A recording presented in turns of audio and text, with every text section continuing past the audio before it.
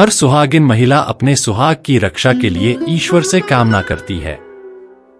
पति की लंबी आयु की दुआ करने के साथ साथ वह उसकी तरक्की के लिए कई उपवास भी रखती है। ऐसे में वट सावित्री व्रत का महत्व अधिक बढ़ जाता है। ये उपवास हर सुहागिन महिला के लिए खास होता है। वट सावित्री व्रत के दिन सुहागिनें पूरे विधि विधान से पूजा करती है। इस दौरान कुछ महिलाएं निर्जला उपवास भी रखती है। इस दिन वट वृक्ष की पूजा का खास महत्व है। वट सावित्री पूजा हिंदू त्योहार है जिसमें विवाहित महिलाएं अपने पति की लंबी उम्र और कल्याण के लिए व्रत रखती हैं और प्रार्थना करती हैं। यह त्योहार मुख्य रूप से महाराष्ट्र, गुजरात, उत्तर प्रदेश, बिहार और कर्नाटक राज्यों में मनाया जाता है। महिलाएं वट, बरगद के पेड़ और दिव्य दंपति सावित्री और सत्यवान, जिनकी कहानी वैवाहिक निष्ठा और समर्पण का प्रतीक है, की पूजा करती हैं।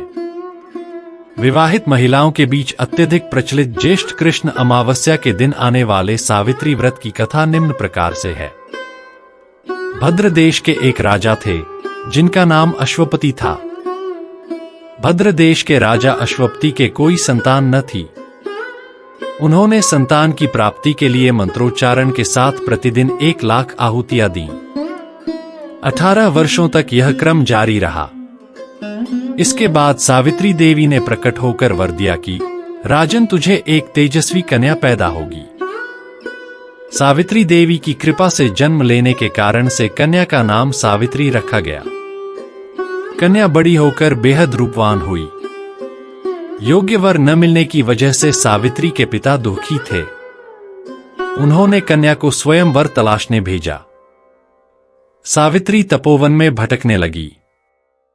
वहां साल्व देश के राजा द्युमत्सेन रहते थे, क्योंकि उनका राज्य किसी ने छीन लिया था। उनके पुत्र सत्यवान को देखकर सावित्री ने पति के रूप में उनका वरण किया।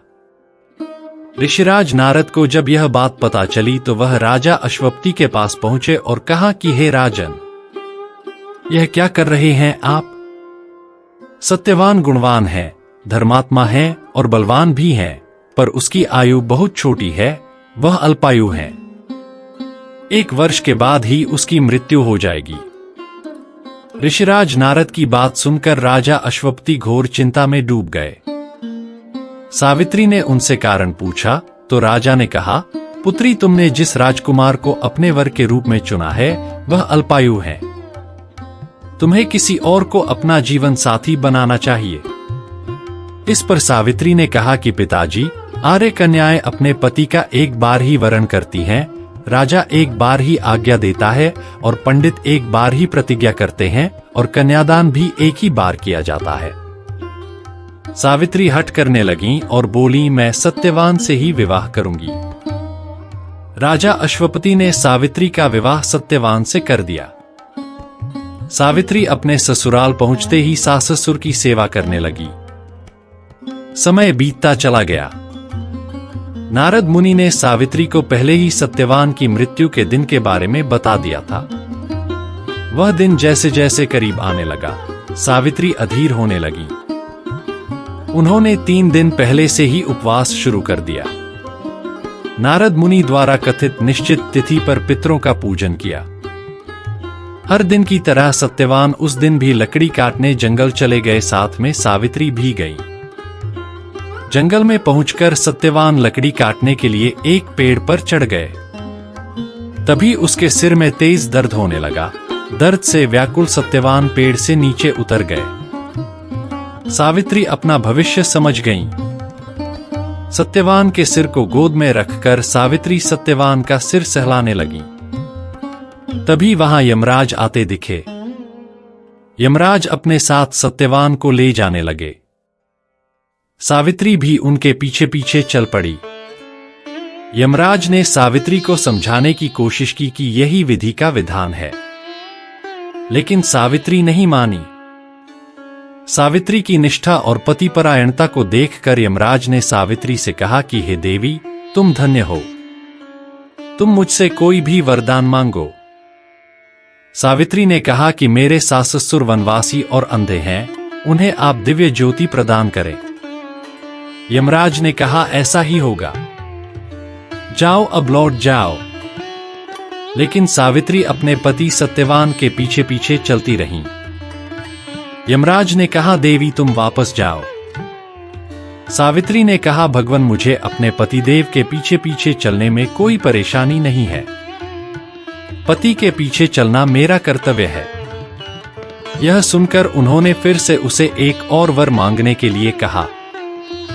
सावित्री बोली, हमारे ससुर का राज्य छिन गया है, उसे पुनः वापस दिला दें।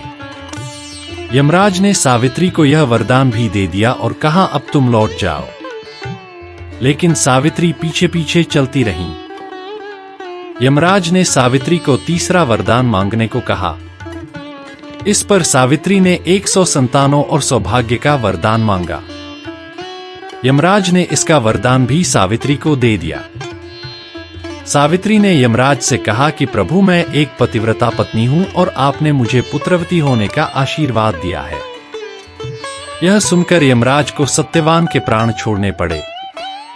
यमराज अंतर्ध्यान हो गए और सावित्री उसी वट वृक्ष के पास आ गई जहां उसके पति का मृत शरीर पड़ा था। सत्यवान जीवंत हो गया और दोनों खुशी खुशी अपने राज्य की ओर चल पड़े।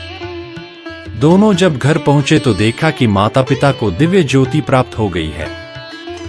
इस प्रकार सावित्री सत्यवान चिरकाल तक राज्य सुख भोगते रहे। अतः पतिव्रता सावित्री के अनुरूप ही प्रथम अपने सास ससुर का उचित पूजन करने के साथ ही अन्य विधियों को प्रारंभ करें। वट सावित्री व्रत करने और इस कथा को सुनने से उपवासक के वैवाहिक जीवन या जीवन साथी की आयु पर किसी प्रकार का कोई संकट आया भी हो तो वो टल जाता है।